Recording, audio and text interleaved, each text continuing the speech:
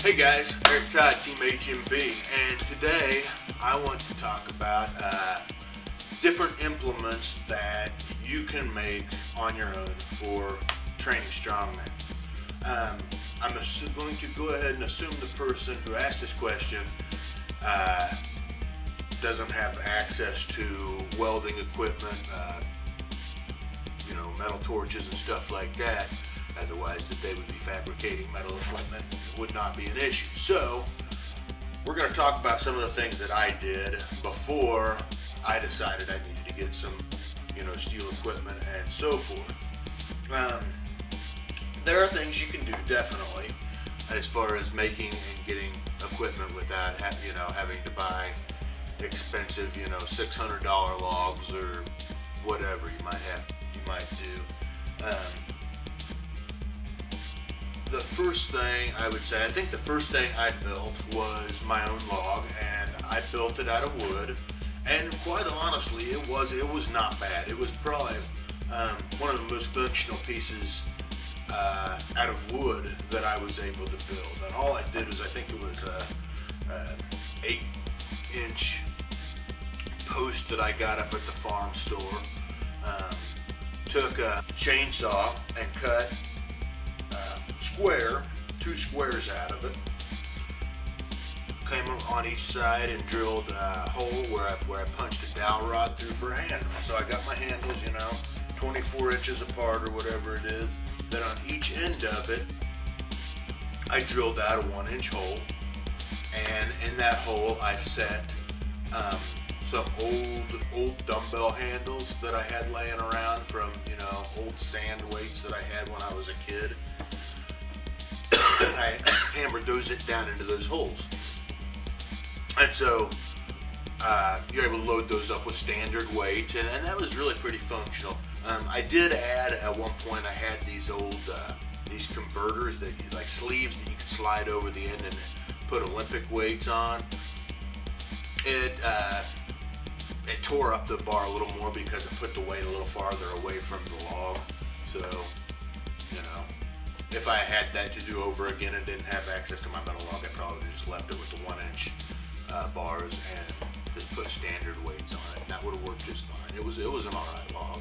A couple other things I did. I made farmer's walk implements out of wood post.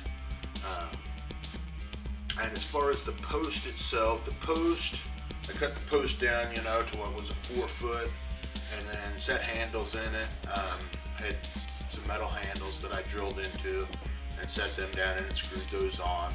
That part worked fine. The part that didn't work as well is same type of deals I did on the log. Drilled those holes, set the bars in the ends. But with the farmer's walk, on a log, I was able to control it down. When you're putting the log down, I controlled it down to keep the ends from taking abuse. The farmer's walks, you lose your grip, the implement goes down, and those ends broke apart pretty quick. So it worked while it worked, but it was not, it's much preferred to have the metal handles like I've got now. So, and another thing I did, was I did build the Conan's wheel that was functional for a while. And with that, I set a wood post into the ground, into concrete. I drilled a hole in the top of it and set a ball hitch into the post. Then I took another, and this is a long post. I think this post was about 14 foot maybe. And I attached, drilled through it a 2x4 and attached this post to a 2x4, and bolted it on. Then I took the other end of the ball hitch, the hitch part of it, and attached it to the end of that 2x4. And when I'm talking about, I only had a couple, 5-6 inches of that 2x4 sticking out, so I could attach that ball hitch or the hitch end onto it.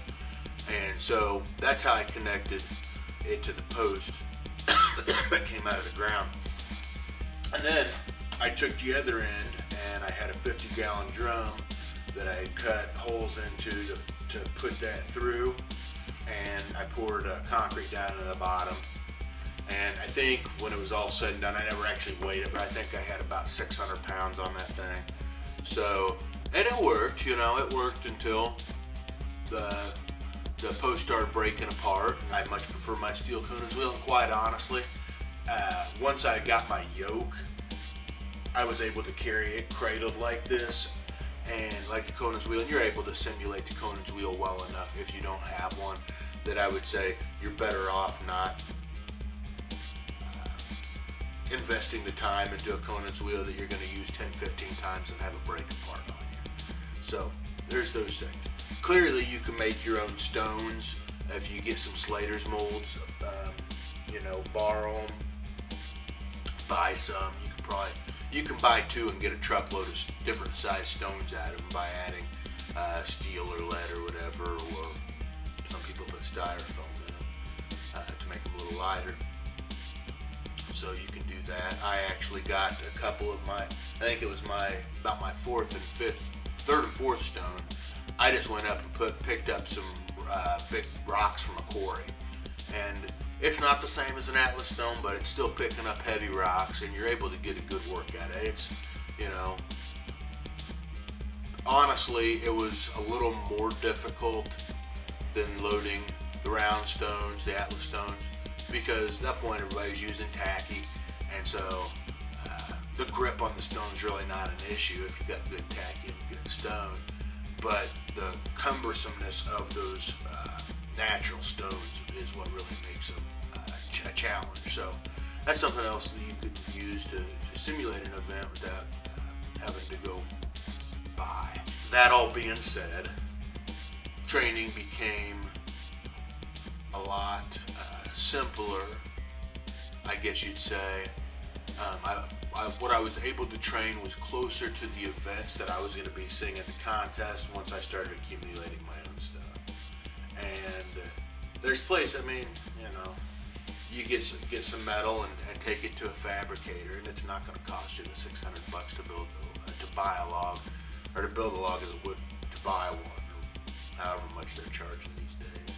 Really, I enjoyed those days where I had to try to figure out ways of training events when I didn't have the stuff. It made it for a lot of fun. It was, you know, trying to figure it all out and whatnot. But there was a lot of trial and error, and, you know, some of the stuff lasted and some of it didn't. So, anyhow, those are some ideas of things you could do if you decided you wanted to. But I always go back to, you know, there's probably guys around your area that would be interested in training with you, or interested in doing Strongman. So if everybody pitched in a little bit or bought a piece of here and there, you can go together and put your training group together, have a lot of good stuff, and really get a lot of good training in that way. So, Eric Todd from Team HMB. I'll see you guys next time.